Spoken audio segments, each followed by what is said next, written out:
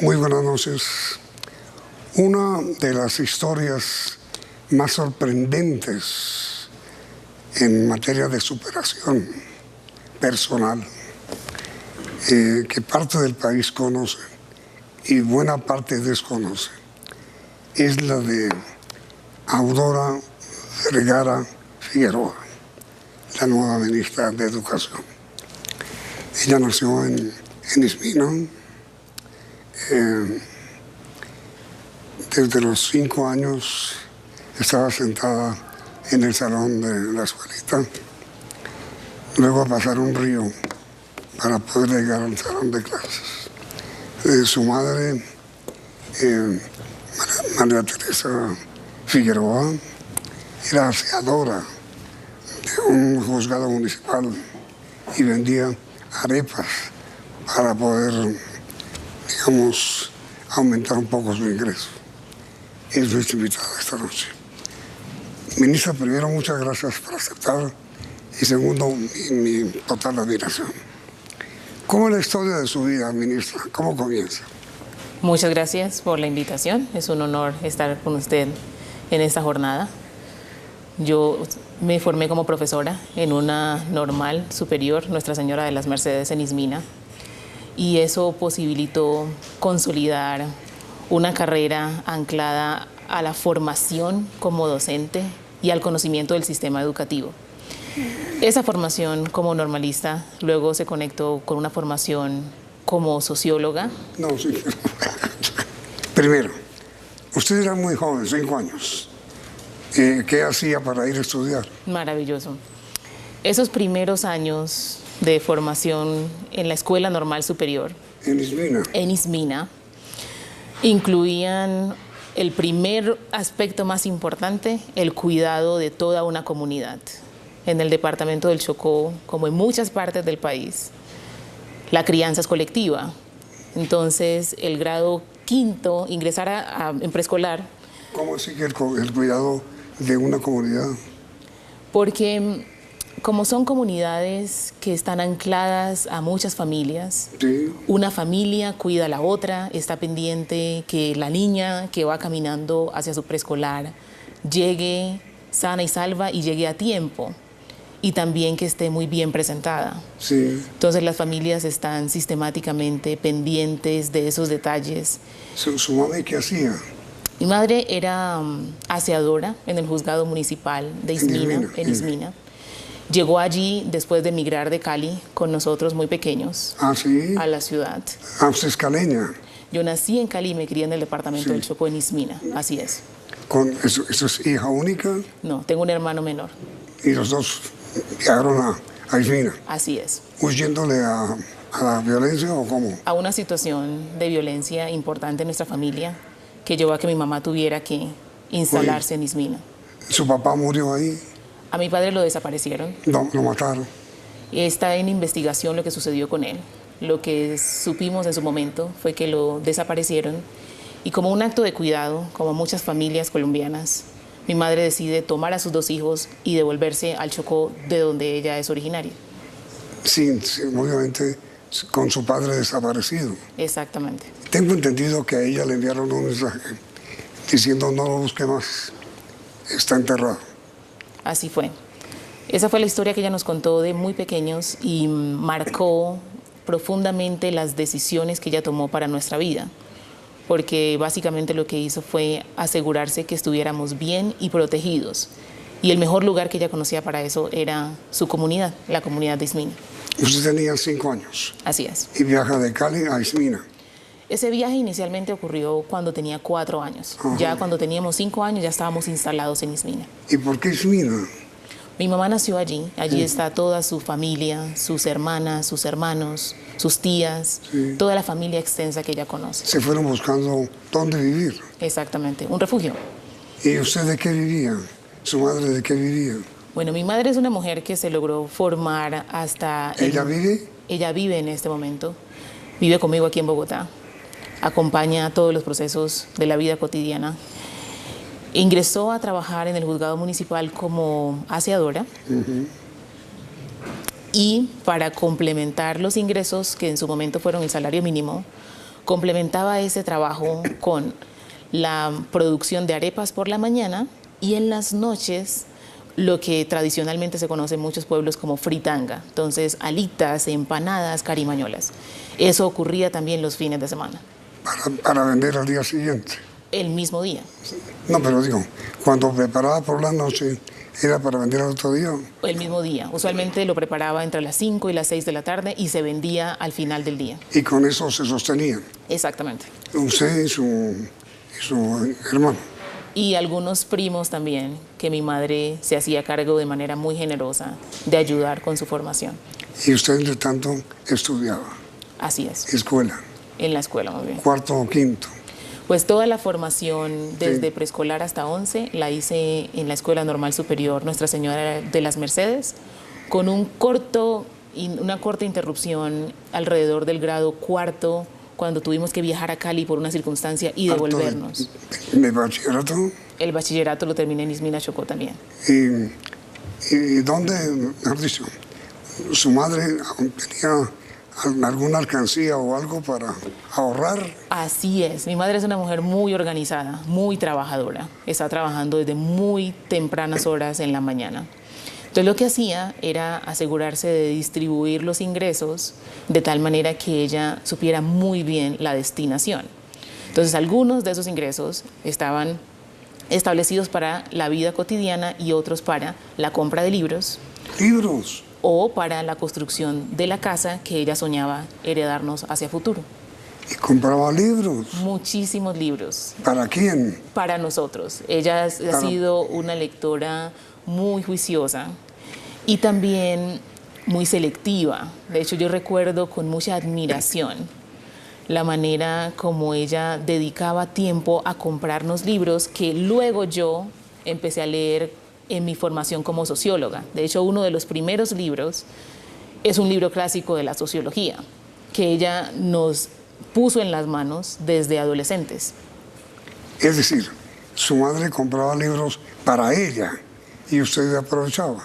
No necesariamente, ella compraba libros para la casa. Ah, Muchos de esos libros eran para ellas y otros libros que ella esperaba que leyéramos. Por ejemplo, compraba la serie de cómo aprender a escribir en la máquina en 90 días o cómo aprender sobre gramática en 90 días. Entonces, esos libros los compraba y básicamente nos conseguía la máquina de escribir, nos conseguía el libro y decía, bueno, en 90 días yo tomo la lección. ¿y usted aprendió a escribir en máquina? Aprendí, de hecho, uno de mis primeros trabajos fue pasar en máquina de escribir trabajos de la universidad, de sacerdotes o de otras personas que estaban haciendo la universidad en Ismina, mientras yo estaba entre 10º y 11. Y lo hacía en 90 días. Pues aprendí en 90 días de acuerdo a la fórmula de ese libro y ya luego los trabajos tenía mucho menos tiempo para entregarlos.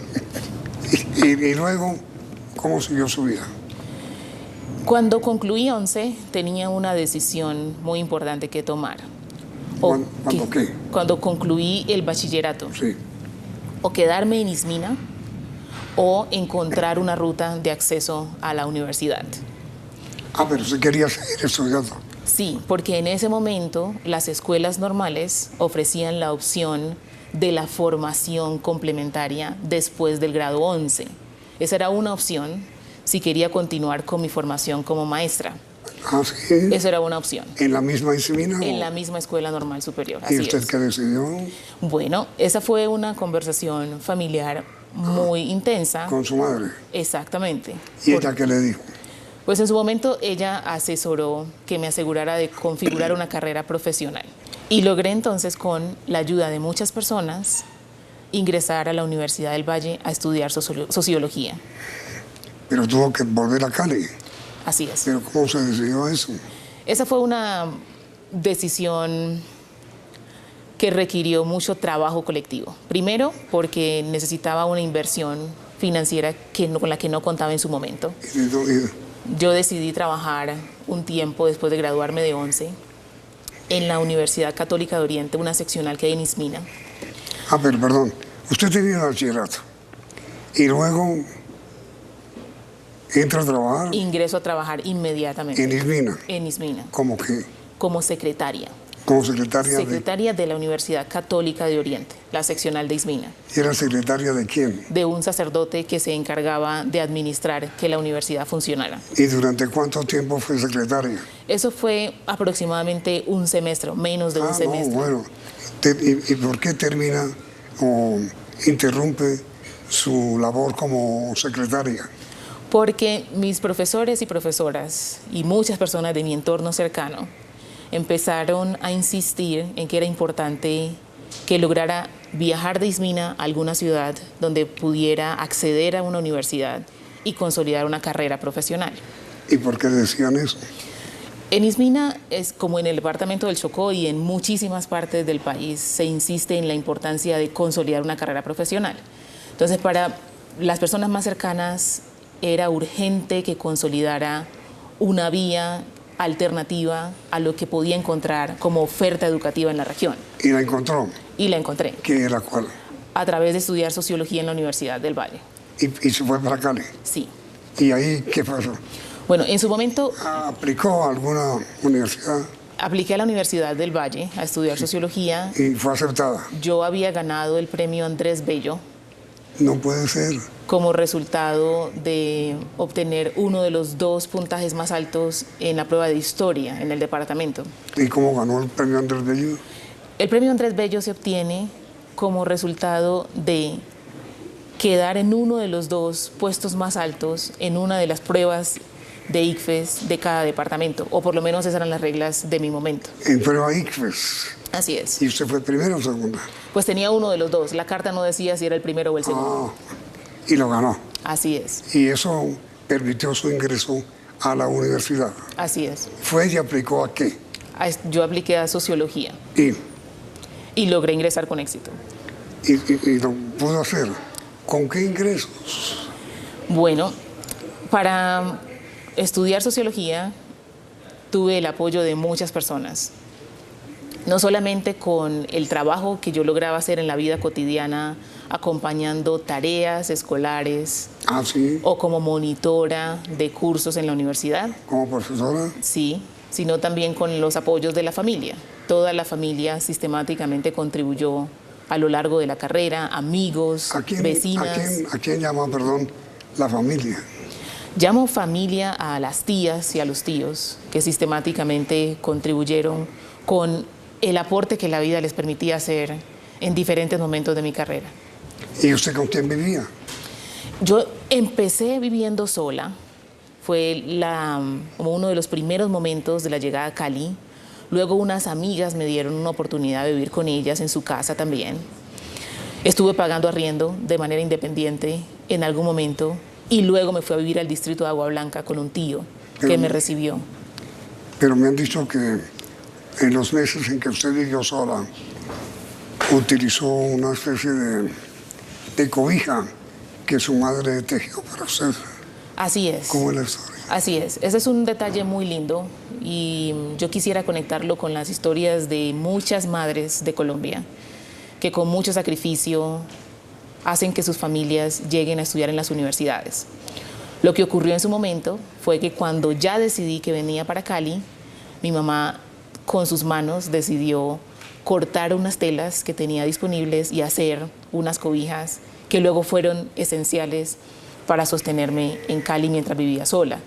Y esa historia luego la conocí con muchas familias, con muchos amigos de la universidad, que sus madres también le habían dado todo lo que tenían disponible para que pudieran ser exitosos en sus carreras. Pero entonces, usted en Cali no tenía cama, tenía la cobija de su madre. En ese momento sí fue así. No tenía cama. En ese momento fue así.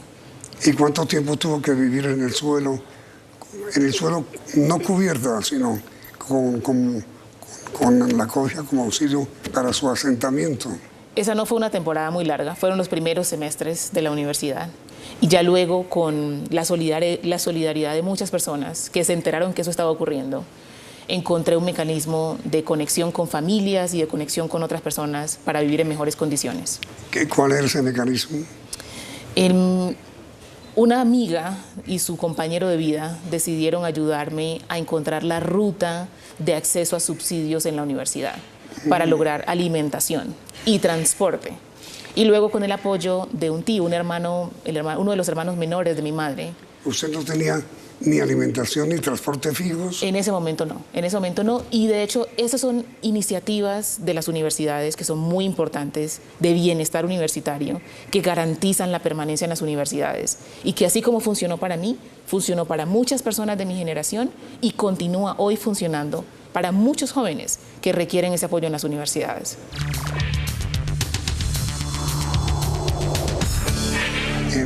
Pero entonces, usted leía los libros que le entregaba su mami, sobrevivía con atención a otros estudiantes que le pagaban y leía. ¿Qué más leía?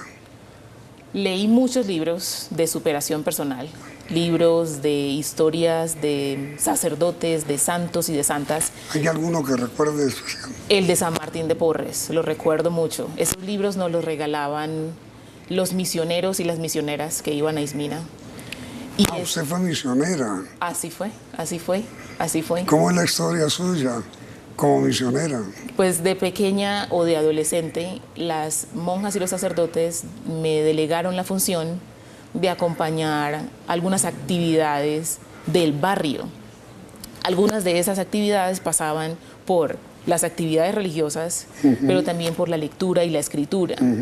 De hecho, en ocasiones organizábamos visitas a múltiples territorios para enseñar a leer y a escribir a otras personas que estaban en zonas rurales, como en Suruco, Santa Mónica, que recuerdo mucho, que es una zona que luego terminó muy impactada por el conflicto armado y que parte del trabajo que teníamos que hacer incluía pedirle a los actores armados que no ocuparan las escuelas y que permitieran que desarrolláramos las actividades de enseñanza cotidiana con los más chiquitos.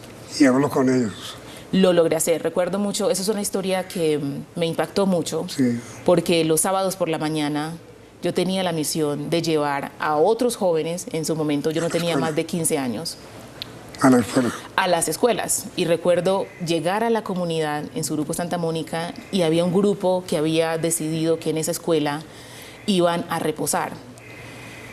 Y recuerdo pensar con mucho detenimiento cómo abordar al grupo y decirle que lo más importante que podía ocurrir en ese lugar era la clase que habíamos diseñado para los niños y las niñas.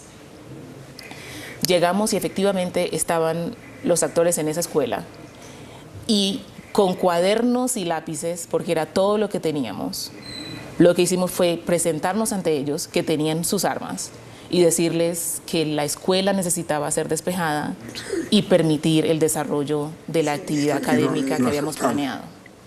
Y lo aceptaron. Y lo aceptaron.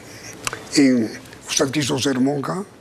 En su momento sí, porque como muchas zonas rurales del país, la cercanía con diferentes territorios, con diferentes monjas, con diferentes sacerdotes, con la diócesis, el trabajo de la diócesis, configura la vida religiosa como una trayectoria. Y como desde muy pequeña he estado orientada a la escritura, y recuerdo en los libros que me regalaban que en los monasterios o en los conventos o en el seminario daban la oportunidad de escribir libros, pues era la ruta más expedita que tenía en su momento para garantizar que podía escribir una historia del Chocó como lo soñaba en su momento, que pudiera acceder a las editoriales que me pudieran permitir contar esa historia y también a los recursos para escribir esa narrativa y compartir con otras personas la historia que estamos viviendo en la región. Qué cosa tan increíble. ¿Y qué la condujo a desistir de ser monja? La insistencia familiar en que podía encontrar otras rutas para lograr ese sueño. Y la insistencia de muchas maestras normalistas que también lograron convencerme de la importancia de acceder a las universidades que pudieran ofrecerme la carrera universitaria que yo considerara fuera más pertinente para mi futuro. Y entonces, a partir de ahí, ¿cómo continúa su vida? A partir de ahí, logro terminar la carrera de Sociología en la Universidad del Valle. Luego estudio inglés con un programa de becas Martin Luther King en Cali, un programa de becas que se llama Martin Luther King. A través de ese programa y de la configuración del conocimiento de un nuevo idioma, logro viajar a Estados Unidos a estudiar sociología. ¿Viajó? En la Universidad de Massachusetts, en Amherst, con el apoyo de varios docentes. ¿En Harvard? En Amherst, el pregrado, perdón, la maestría, y luego en Harvard estuve haciendo un postdoctorado. Me has dicho, de una escuelita a donde hay que llegar pasando el río en Ismina a Massachusetts para estudiar en Harvard. Así es. Así es, y de esa historia yo quisiera conectarla y reconocerla como la historia también de superación de muchas familias colombianas que con mucho esfuerzo logran consolidar una ruta de acceso a educación de calidad para mejorar sus condiciones de vida. ¿Y quién le habló de Harvard? De Harvard me habló un colega con el que yo venía desarrollando un proyecto de investigación hacía mucho tiempo. Como directora de un centro de investigaciones, que era el trabajo que tenía antes de ser ministra de Educación, desarrollé proyectos conjuntos con universidades en Estados Unidos y también con universidades en Colombia, que nos llevaron a establecer rutas para crear programas de diversidad, equidad e inclusión. Y en esa configuración, un colega, que es el director del Afro-Latin American Research Institute, el Instituto de Estudios Afro-Latinoamericanos, logramos consolidar la ruta para acceder a un postdoctorado. Él también, igual que mi profesor de pregrado, me dijo, usted tiene una oportunidad que puede... ¿A través de una beca? Exactamente. ¿Que le concedieron? Exactamente. No puede ser. Así es. ¿Y cómo logra la beca? Obtuve esta beca a través del desarrollo de una propuesta de escritura de libro para contar en alianza con mis colegas de Harvard cómo se está consolidando en Colombia una ruta de conocimiento en el campo de estudios de la diáspora africana. ¿Y qué estudia en Harvard? En Harvard hice una estancia postdoctoral. Esa estancia postdoctoral incluyó la presentación de varios proyectos que yo venía desarrollando como investigadora y como directora de investigaciones. Y también incluyó la escritura sistemática de un libro que esperamos salga en los próximos años, en el que contribuyen un poco más de 25 autores y autoras de todo el país, de diferentes disciplinas, de economía, de sociología, de historia, de trabajo social, en donde están contando cómo se configura un campo específico de conocimiento que se llama el campo de estudios afrocolombianos. He leído, doctora Aurora, que algunas frases de algunos libros que han impactado en usted las ha memorizado. Que memorizó, por ejemplo, a Michelle Obama, la ex... primera dama. Sí. ¿Qué memorizó de ella? Pues del libro de ella me gusta mucho un fragmento donde ella cuenta la historia de su viaje de Chicago a estudiar en Harvard y la decisión que ella toma de separarse de su compañero de su momento. Ella usa una expresión allí que dice que ese era su novio en el contexto de Chicago y no el novio o la persona que la iba a llevar a otro momento de su vida en el futuro. Todo ese segmento me parece muy bello por varias razones. Porque usualmente a las mujeres nos forman con la idea que debemos aspirar a configurar una relación a toda costa, como una meta de vida. Y que básicamente en algunas oportunidades esa configuración de relación es como una sola oportunidad que se logra o no se logra. Y ella lo que logra contar en esa historia es que se puede reformar esa visión de configurar una relación de pareja o consolidar un proyecto familiar. Entonces básicamente dice, esa era mi pareja en ese contexto. Me pareció una expresión muy poderosa, porque luego dice, para donde yo iba hacia el futuro, la persona que me iba a acompañar tenía que tener otras características que hoy la conocemos muy bien. ¿Y cómo llegó usted a ser viceministra de Educación? Yo llegué a ser viceministra de Educación por invitación de la señora vicepresidenta Francia Márquez. En su momento, cuando el gobierno nacional estaba en la transición para que ingresara al gobierno del presidente Gustavo Petro, y de ella me invitaron a que hiciera parte del grupo de Empalme, de las 4 personas que íbamos a coordinar los múltiples equipos de Empalme. En ese momento, en el proceso de la configuración y de la transición del Empalme, allá la inauguración del gobierno, me invitaron a que considerara esa posibilidad. Teodora Vergara Figueroa, la historia de la mujer. Quisiera, señora ministra, grabar ahora mismo para transmitir mañana la entrevista con la señora ministra de Educación. ¿Le parece? Me parece. Muchas gracias. Claro que sí. Y también a ustedes, referentes, continúen aquí y perdónenme la voz en CM.